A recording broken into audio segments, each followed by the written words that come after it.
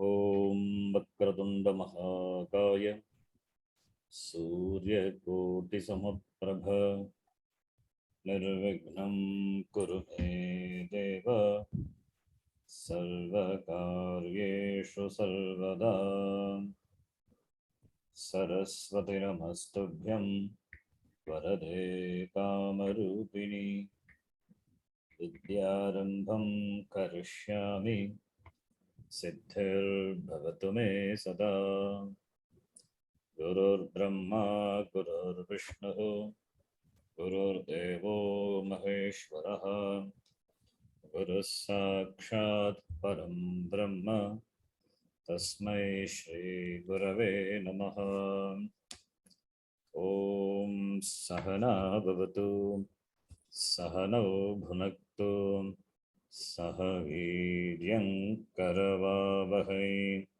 Tejasvinavadhitamastu Vishavahai. Om Shanti Shanti Shanti.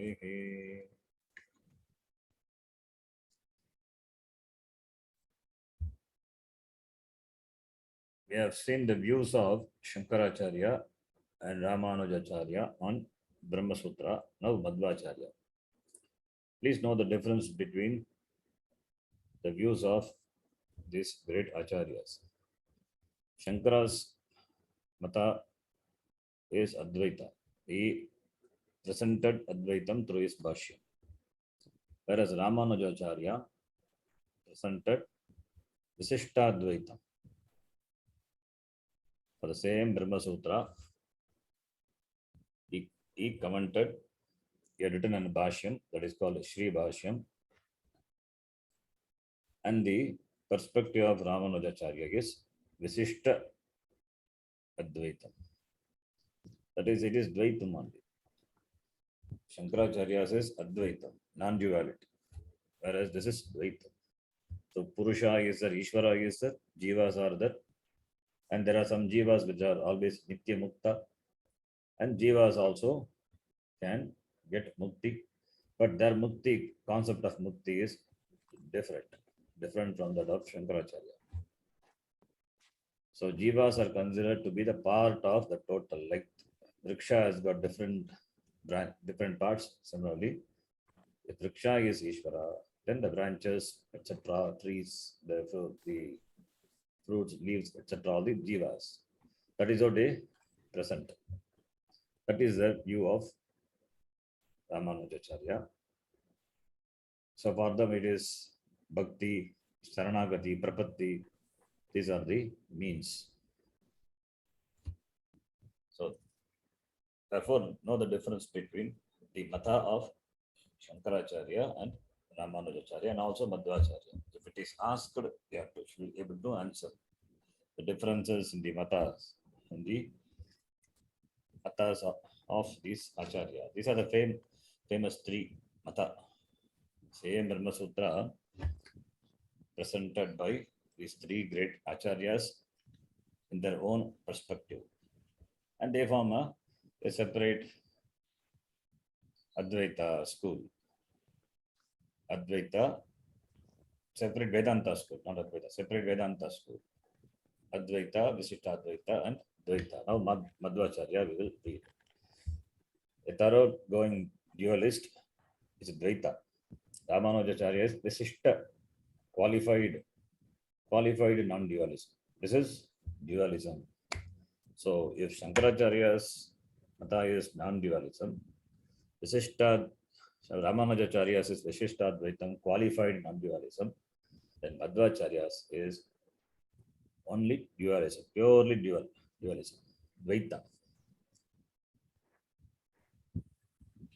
And the commentary on Brahma Sutra by Ramanujacharya is Shri Bhashya.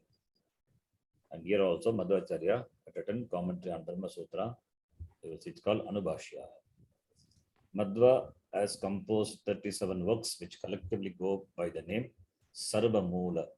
The short and terse Bhashya on Brahma Sutra, Anubhasya. A brief treatise on the same in verses, Nyaya Vivarana and the Anu Yakhyana are the four works on the Sutra Prasthana. Sutra Prasthana is Brahma Sutra. Prasthana Trayam, one of the foundational pillars of Vedanta. Sutra Prasthana, otherwise called Nyaya Prasthana, is Brahma Sutra, for which the Madhva had done a commentary which is called Anubhasya. So, Anubhasya. Anubhasya is this a commentary on Brahma Sutra in the form of the verses. Whereas he had written a commentary on Bhashya, that is also available, and this is in the form of shloka, verses. So, the commentary on Brahma Sutra is there, that is one work. Another work is Anubhasya, presented as Bhashya in the commentary of Brahma Sutra in the form of shlokas, that is called Anubhasya. The Anubhasya is very famous. And the Nyaya Vivarana and Anu Vyakhyana are the four works on Shruti Prasthana itself, on Brahma Sutra itself. This is a philosophy of realism and a monotheistic theology centering on devotion to Vishnu or Narayana. So, bhakti towards Narayana and Vishnu. So, monotheistic theology. Vishnu and Narayana, otherwise called Narayana, is the real, is a God. So we need to have bhakti, devotion towards him. So Jivas are different and Ishvara is different. So Jiva always have to have devotion towards Vishnu. They cannot become one. That is the idea, dualism. According to him, Brahman, identified with Vishnu, Narayana, is an independent reality. So Brahman is independent reality. That is, Vishnu is an independent reality. Prakriti are matter and the Jivas are souls who are atomic and infinite in number, or coeval realities, but entirely dependent on him. So Vishnu is one. Ishvara, Vishnu means Ishvara. Ishvara is independent reality. And Prakriti, that is Jada, and Chetana, that is Jivas, they're all infinite in number. All are independent realities. And they depend on him. Depend on it. They cannot be independent. They are always dependent on Narayana. Brahman is essentially knowledge and bliss, Jnanam and Ananda. Though his infinite personality is beyond our conception. They say Ananta Kalyana Gunavan. So it is not, it is beyond, it is not easy to comprehend, though it is beyond our conception. Out of grace for us, out of Anugraha, he can take forms which are neither material nor finite. He can take different forms. Who? Narayana can take different forms. Madhva proclaims the theory of Pancha Vedas, or 5 eternal differences between Brahman and the Jivas, Brahman and Prakriti, Jivas and Prakriti, Jiva and Jiva, and various objects of Prakriti. All are different. There is no aikyam, there is no oneness. That is why it is dualism. There is a difference between Brahma and the Jiva, Brahma and the Prakriti, between Jiva and Prakriti. Between the Jivas itself, there are differences, and among the Prakriti, also there is various objects of Prakriti. There are differences. So difference is real, according to this Dvaita school.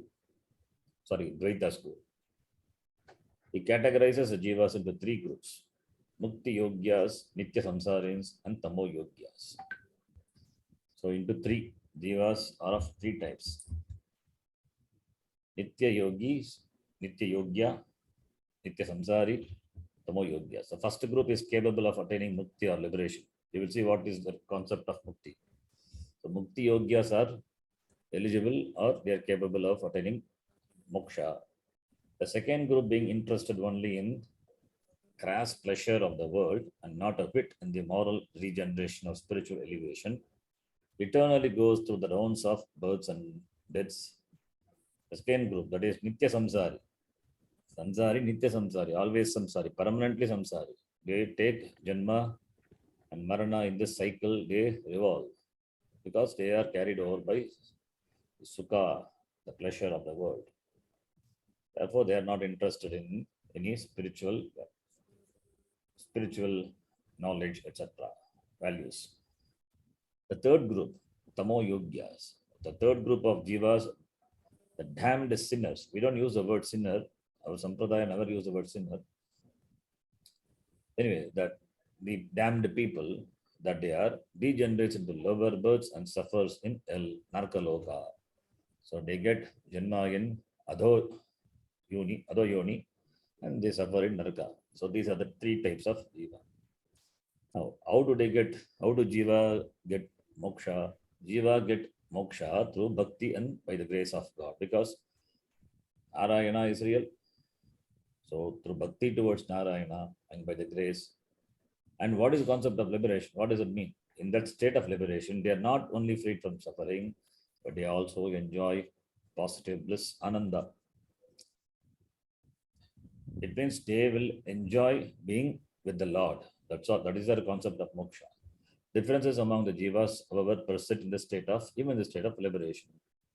This is the concept of moksha.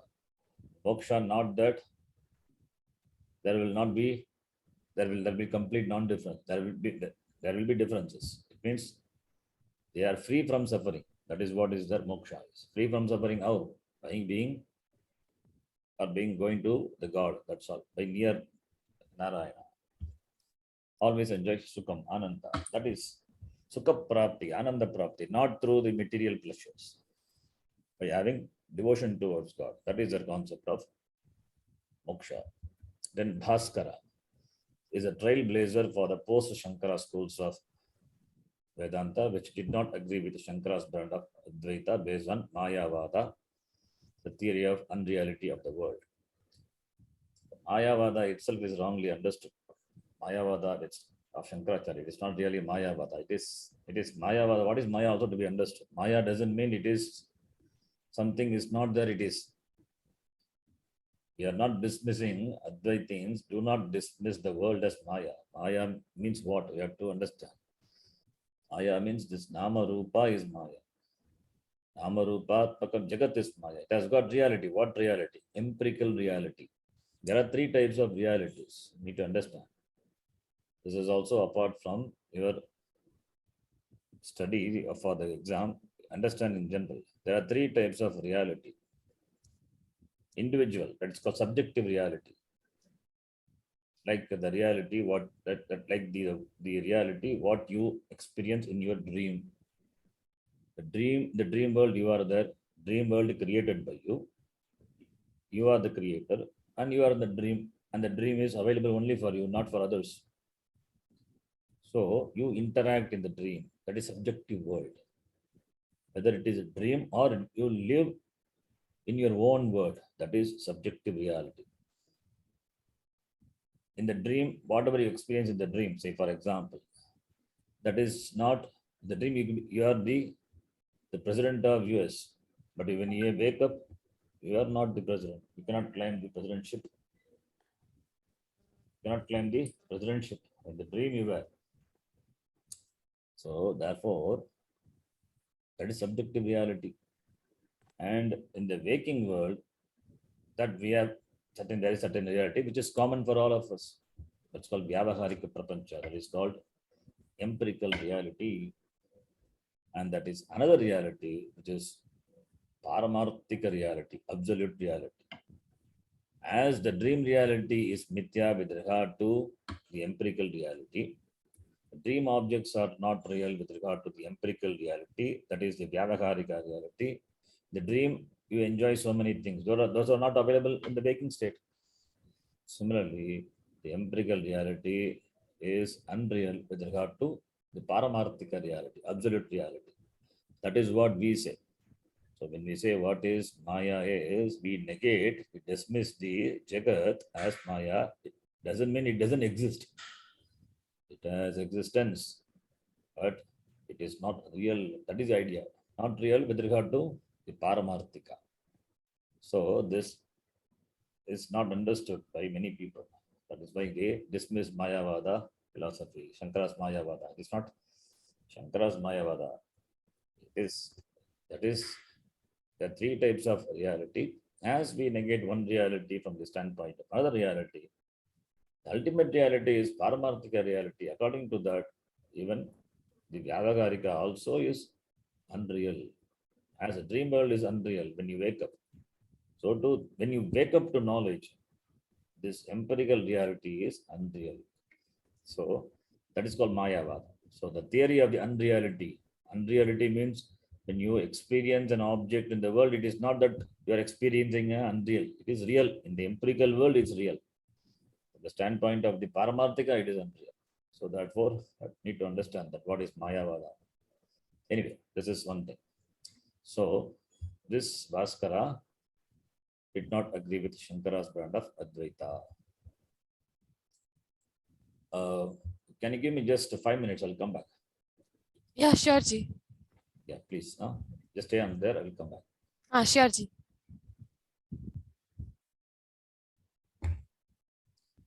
Okay. So this Bhaskara, he dismissing the Mayavada. As I told, this Mayavada to be understood. It is not that Mayavada. Anyway, whatever it may be. So he dismissed this. He is a strict Vedantin in the sense that he takes his stand on the Upanishads and the Brahma Sutra.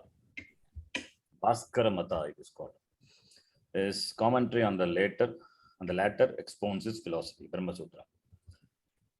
Bhaskara advocates the acceptance of the direct meaning of all the passages of the Upanishads without any distinction. That is, Upanishads are the Pramanam, Shastra Pramanam, Shabda Pramanam. He presents a Brahman who has innumerable auspicious attributes, but without any particular form. Ananta Guna Kalyana Sampannaha, but without any form. And that Brahma has got twofold Shakti. Twofold Shakti. What are that Shakti? The power of the enjoyer and power of the enjoyed. So, power of the enjoyer, Bhoktru Shakti and Bhogya Shakti. Using these two powers, he transforms himself into Achetana or insentient objects and Jivas or the sentient souls. So therefore, this Achetana objects or Jivas, they're also him only. So he transforms himself into this Bhogya Shakti, Bhoktra Shakti. Through this transformation, though this transformation is real, it doesn't affect him in any way. This is something questionable, but anyway, this is his mata. Transformation is real. If transformation is real, if he transforms, then God also is changeable, mutable. If he is mutable, then he cannot be Ishvara. Anyway, but this is his perspective. The transformation is real, but it doesn't affect him anyway. So this is how they consider the accountant. They take the account for the Jagat. Jagat, which consists of Chetana and Achetana, it is nothing but the transformation of Brahman. And the transformation is, though the transformation is real, it doesn't affect it. The Jivas in their essential nature are one with Brahman, but get differentiated from him in the state of bondage due to the upadhis or limiting adjuncts, bodies and minds which are real. So Jivas are one with Brahma, but in the Bandha Avastha, because of the Upadhi meaning the body, mind, senses, that's called Upadhi. In English, it is translated as adjunct. Adjunct is a word they use, meaning body, mind, and senses, which are real. These Upadhis, though real, are not Nitya or eternal. They are to be considered as real as they are actually experienced. But in the state of mukti, liberation, they become one with Brahma as the rivers flowing into the ocean become one with it. So, Upadhis are real means not as real, are not Nitya. Upadhis are also the Achetana Vastu also, or the transformation of the Brahma. In that sense, it is real. So, in Mukti Avastha, this Jiva become free from this Upadhi and become one with Chaitanyam, like the river merges into the ocean. Bhaskara consider this world as Karya Rupa. This Jagat is Karyam. and the Karanam is Brahma. Because it is Karya, therefore it is real. As Gata, see, this is how they look upon the perspective we can see. You can look upon the Gata as real. You can look upon the Gata as real. Because as a Karyam, it has got a shape, it can hold water. Therefore, you can say Gata is real. So Karya is real. But Advaitin says the Gata cannot exist without clay, Karanam. Therefore, this Nama Rupa is really unreal. Therefore, Karya doesn't exist apart from Karana. In fact, Karya is unreal. This is what Advaita Vedanta, that is Shankaracharya says. But for them, for Bhaskara, this Karya Rupa Jagat is real. That's a difference. Understand the difference. As regards the sadhana for what? Sadhana for moksha, mukti. Bhaskara recommends performance of scripture ordained duties, whatever karma which are prescribed by the Shastram, without any desire for the fruits, not expecting the karma pala, according to him, and the practice of meditation on Brahma, and also the Jivas oneness with him. These are the sadhana. Karma yoga, dhyana, and aikyam, by which the Jiva gains moksha. Since he doesn't accept a personal God like the Madhva, etc., there is no place for divine grace in his system. Therefore, there is no anugraha. Ishvara anugraha is not there. He doesn't accept. Because only when there is a personal God, like Vishnu, Narayana, then only you have to talk about grace, etc. So it doesn't accept personal God. Then Nimbarka. Nimbarka's Dvaita, Advaita. It's very similar to Bheda of Bhaskara. So Bhaskara's method is Bheda, Abheda. Difference, non-difference. Means the differences are real and non-difference also is real. So the Karya Jagat is real and Brahma is real. That is Bheda of Bhaskara.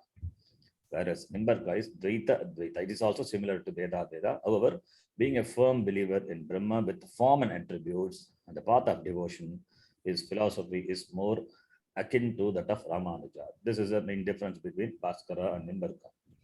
Bhaskara doesn't believe in personal God, therefore no anugraha. But here, this Nimbarka's view is that Brahma with the form and attributes are there, therefore bhakti, and therefore anugraha, Ishvara anugraha, all these are there in this system, find a place in the system. So therefore its view is similar to that of Ramanuja. Nimbarka's main work is Vedanta Parijata Saurabha. It is his commentary on Brahma Sutra. Vedanta Parijata Saurabha. All this literature are useful to understand their view, and so that we can understand that possible different perspectives and come to that conclusion which is convincing to us. As I said, Advaita is convincing. Therefore, in spite of all these views, since Advaita has got answer for everything and dismisses, therefore Advaita Vedanta now rules the world. People study Upanishad in the Advaita perspective. But there are people also studying another perspective, and they have their vision, they have their perspective, their views, advocate Visishta Advaita. All these views are also there. But most of them are convinced with Advaita Vedanta. So here, Parijata, Saurabha, all this such literature, it makes our literary work very huge. All this, and there are many polemical literature that debate the argument to arrive at the truth. Those are also in the form of the literature. One view condemning the other, and other will respond to that in the form of another literary work. And again, they will reply. So like that, it has given rise to so huge polemical literature. So here, this Parijata Saurabha, it is rather brief but lucid since he avoids the dialectical methods or a flowery style. So it doesn't adopt the flowery style of presentation or the dialectical methods. It's straightforward and very simple. According to him, there are three equally real and co-eternal tattvas or principles. Three realities. What are they? Brahman, Chit, and Achit. Brahman, Chit, and Achit. Brahman is a controller, Niyanta. Chit, sentient beings. Achit is Achetana.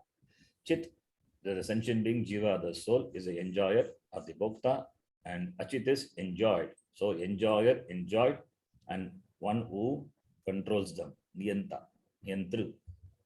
Three things are equally eternal principles. And Achit of three kinds. Prakrita, or what is derived from Prakriti, that is matter. Aprakrita, or what is not derived from Prakriti, but derived from a non-material substance of which the world of Brahman is made, and Kala, or time. So three types of Achit of three types. Prakrita, that is material, which is Prakrita made from Prakriti. Aprakrita, which is not derived from Prakriti, but derived from a non-material substance, of which the world of Brahman, this Jagat, is made non-material substance. So Prakriti, matter, non-Prakriti, it's not a matter, and Kala. So three things are involved. They are different from one another in their Swarupa or nature. But Chit and Achit are Paratantra Tattvas, they are dependent realities. So Achit of three kinds, and Chit and Achit are they're dependent. Achit of three kinds: Prakrita, Prakrita, Aprakrita, and Kala. Kala is time. That is Achit. And Achit and Chit are dependent. Nimbarka adopts the view that Bheda, difference, and Abheda, non-difference, are both equally real. They coexist, but do not contradict each other. Differences are there, but the differences do not contradict each other. It is something like the relationship between the sea and its waves, or the sun and its rays. This is how you look upon this. See the perspective. Sea and the waves. Waves are different. Waves are different, and sea is there. Both are different. Waves are different in the sense they are different in Namarupa. Similarly, rays are different in Namarupa. Therefore, differences are real. At the same time, they do not contradict. Why they don't contradict? Waves are nothing but water. Sea is also water. Rays are nothing but the light only. Sun is nothing but the light only. Therefore, there is non-difference. Chit and Achit, soul and the universe, exist in Brahman from all eternity and never get separated from him, whether in the causal state or when manifested. Therefore, it is appreciates differences between the three, Chit, Achit, and Brahma. So Chit and Achit, they exist in Brahma. So it doesn't come from Brahma and goes into Brahma. There is no. It is, but they remain ever together with Brahma, even in the causal state. That is in Karanavastha or in the Karyavastha. In the Karanavastha or Karyavastha, this Chit and Achit exist in Brahma. So Brahma, Chit, Achit, three are there. Among them, there is difference, at the same time, non-difference. That's why it's called Dvaita, Advaita.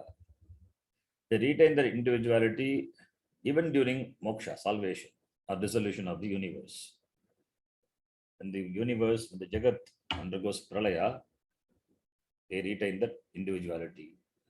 Brahman is personal, possessed, yes, possesses a celestial body full of exquisite beauty and grace. So it is personal God. So Brahman is personal, unlike that of Bhaskara.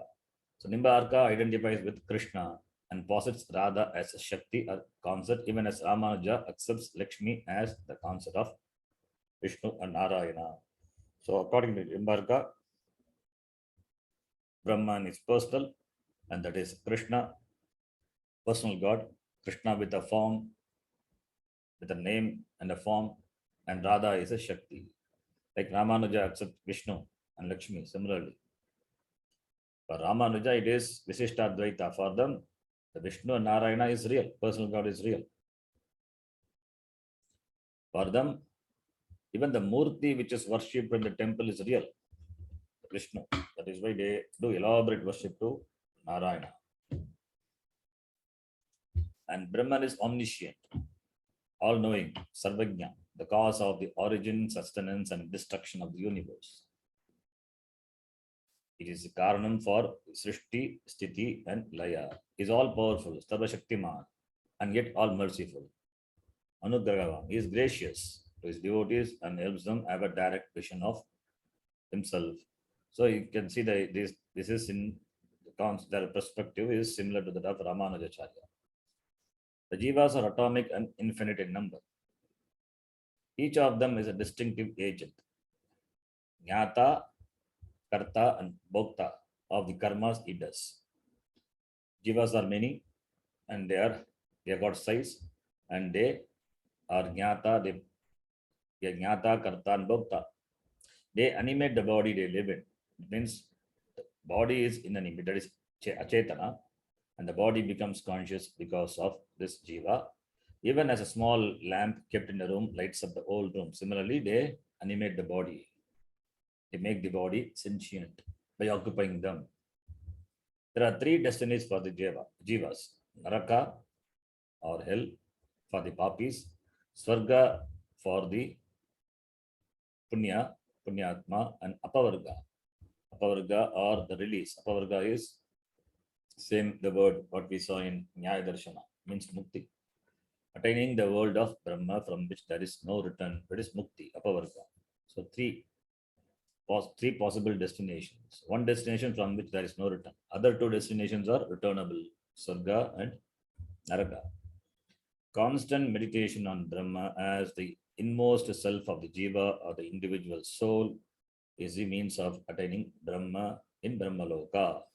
So Brahmaloka, meditating on this Brahma, which is the Antaryami of all the jiva, that is a means for gaining Brahma in Brahmaloka.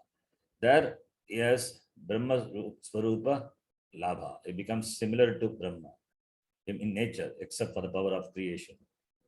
So it becomes similar. It becomes similar to Brahma except for the power of creation.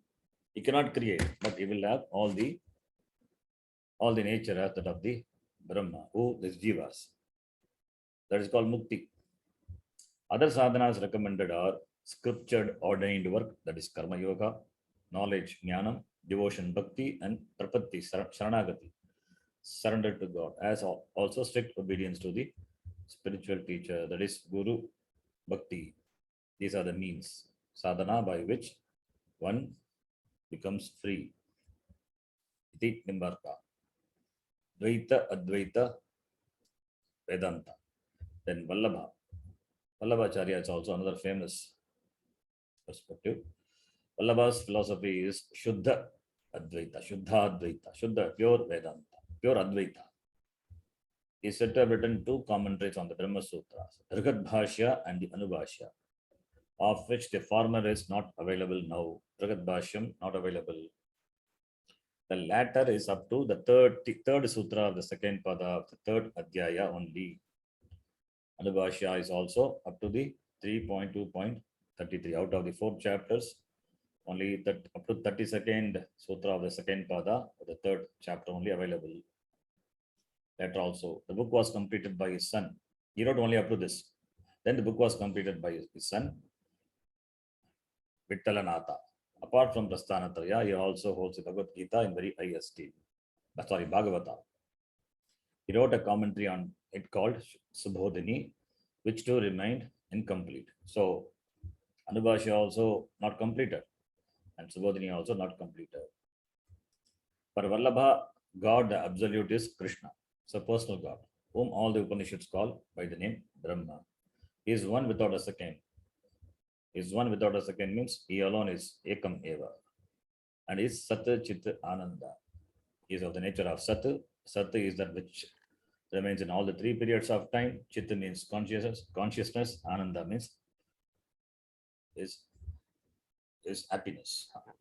They use the word bliss because to distinguish from the happiness, what we generally understand, the bliss is something different. It is happiness, but it is not the experiential happiness.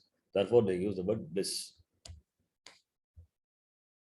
Yes, three forms: Parabrahma, Purushottama, or Krishna, or Antaryami, and the indweller of the spirit of all living beings. Antaryami means the one who dwells in all the beings. Purushottama, Krishna, and Parabrahma. And Akshar Brahma, which is the object of meditation and the abode of Krishna. It is this Akshara that appears as Prakriti, insentient nature, the matrix of all created objects, and Purusha, but is beyond both. So this Akshara alone appears as Prakriti and Purusha, but Akshara is beyond both. While Purushottama is an highest, Akshara is an expression of is. So Purushottama, the expression of Purushottama, that is Krishna, is Akshara. Akshara is an expression of Purushottama. Akshara is Akshara Brahma. Purushottama is Krishna. So he has got three forms. That Krishna has got three forms: Parabrahma, Krishna, and Antaryami. So the expression of this Purushottama, Krishna, otherwise called Krishna, is Akshara. And Akshara alone appears as Prakriti. Prakriti means this Jada, and Purusha, this Jivas. This Akshara again appears in three more forms. So Akshara is, you can look upon like this: Para Prakriti and Apara Prakriti. This is Para.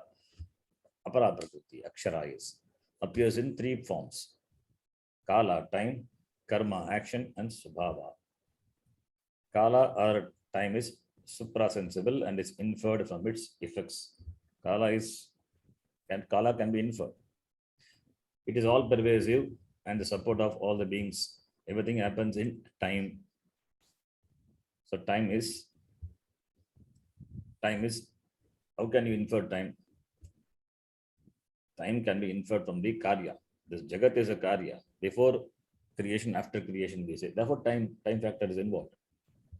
Karma or action is universal. It manifests itself as different actions of different beings. Swabhava or nature is that which produces a parinama or change. So these are the three things: Kala, Karma, and Swabhava. So Akshara appears in these three forms. Three more forms. Apart from being the Prakriti and Purusha, Akshara appears in this. Therefore, Akshara appears in five forms in total: Prakriti, Purusha, and Kala, Karma, and Swabhava. Akshara is an expression of the Purushottama, Krishna. This is the Matha. And God is both Saguna and Nirguna. Saguna is with attributes, with form. Nirguna is without form. He cannot be known except through his own grace. So Anugraha is important. Without Ishvara Anugraha, you cannot understand or you cannot know him. Through his Maya Shakti, he can become everything. He can become anything at any time. That is the Shakti of Ishvara. He is both the material and the efficient cause. Abhinna Nimitta Upadana Karana. Nimitta Karanam as well as Upadana Karana. He creates a world through his own nature. And hence Samavayi Karana. So he alone becomes the Jagat. Therefore, the cause is inherent in the effect. That's called Samavayi Karana. Though he exists everywhere in his tripartite nature as being, consciousness, and bliss, this is Sat Chit Ananda. The manifestation in the created universe differs. Though he exists everywhere, all pervading. But the manifestation of Sat Chit Ananda, that alone accounts for the difference in the Chetana and Achetana. Matter reflects only the Chit aspect, only the being aspect, whereas Jiva, the souls, reflect the consciousness aspect also. That is why Jiva is Chetana, whereas Brahma has got all the three Lakshana, Satvachit, Ananda. Though unmanifest and transcendent in his own nature, by creating the world through his will, he becomes manifest and an object of comprehension. Since this world is a manifestation of Brahma, it is never destroyed, but only withdrawn into him at his will. So everything happens to his will, created by his will and withdrawn by his will. When it is projected as per his will, it is called Srishti. When it is withdrawn from as per his will, then it is Laya. That will also depends on the karma of the jiva, samashti karma. The jivas are the individual souls come out of Akshar Brahma like sparks of fire. So huge conflagration is there. So that is Akshara Brahma. From that sparks come. The sparks are comparable to the jiva. They are eternal parts of Brahma and are atomic in size. There are three classes. What jiva? Pushti, Maryada, and Pravaha. The first are the chosen ones enjoying the grace of God and ardently devoted to him. They are called Pushti. The Jivas. Jivas are called by the name Pushti. They are exalted Jivas.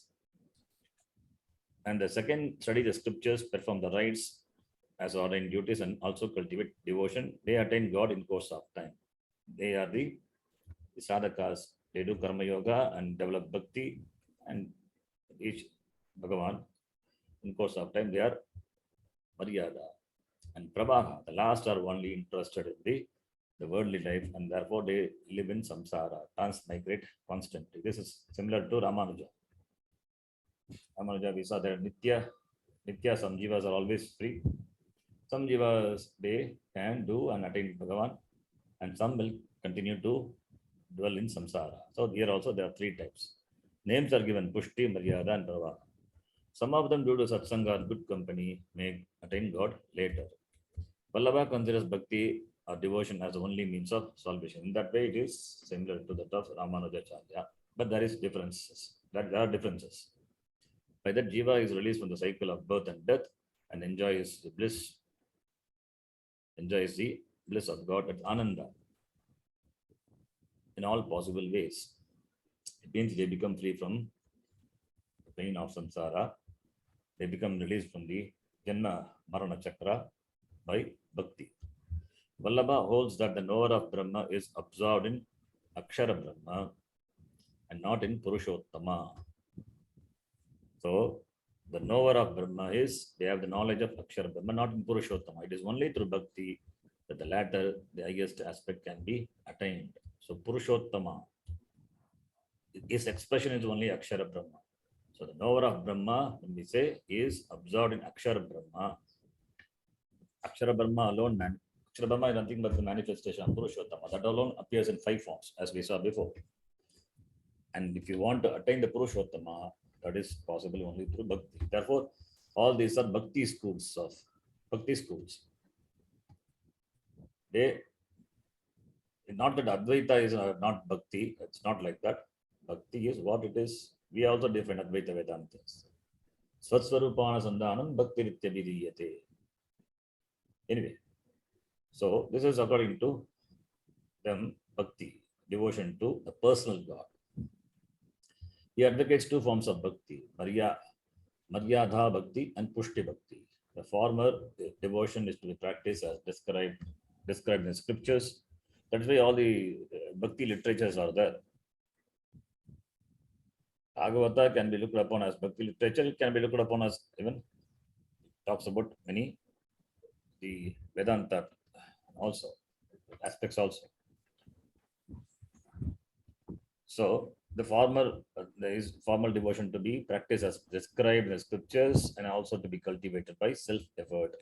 There is Maryada Bhakti. The latter is attained by the grace of God alone without one's effort.